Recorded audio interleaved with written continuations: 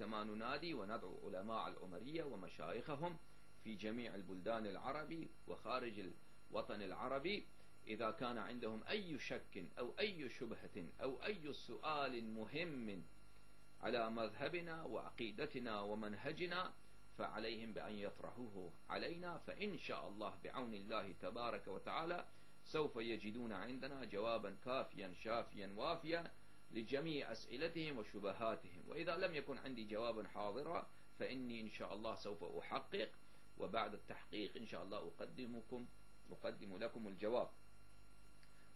وكذلك إن تحدينا لجميع العلماء العمرية باقية على حالها، فنناديهم ونقول لهم لو كان عندكم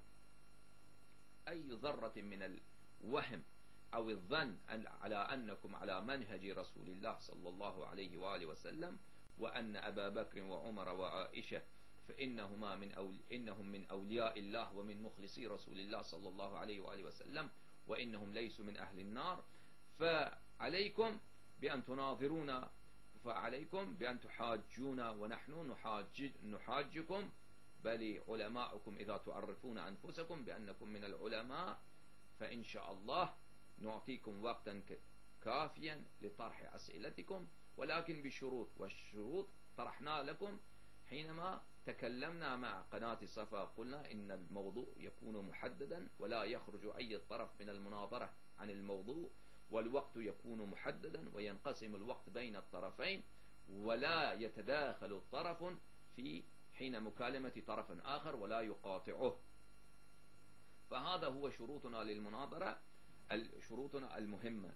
فإخواني الأعزاء، فأيضا إخواني الأعزاء، إننا لم نسمع من قناة صفا أي جواب كتبي أو غير كتبي منهم، بل إننا تحديناهم بالمناظرة، فإنهم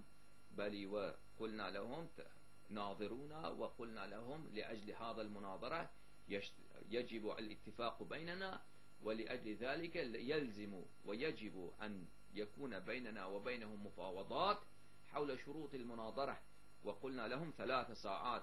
فقد المفاوضات حول شروط المناظرة لكي نتفق على شروط المناظرة ولكي تتم المناظرة. فإنهم لم يجيبوا علي بأي إيميل أو أي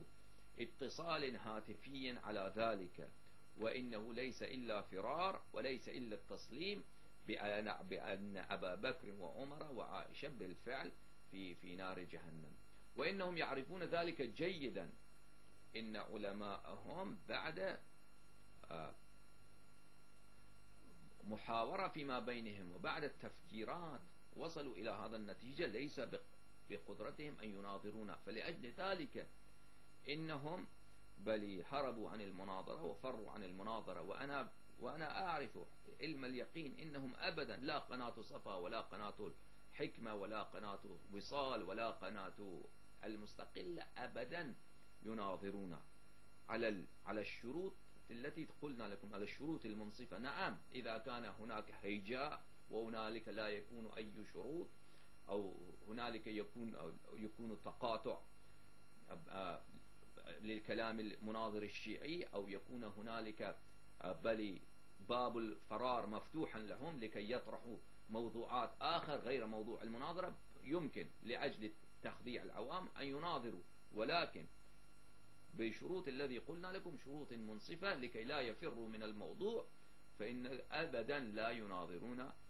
على تلك الشروط. والآن إن شاء الله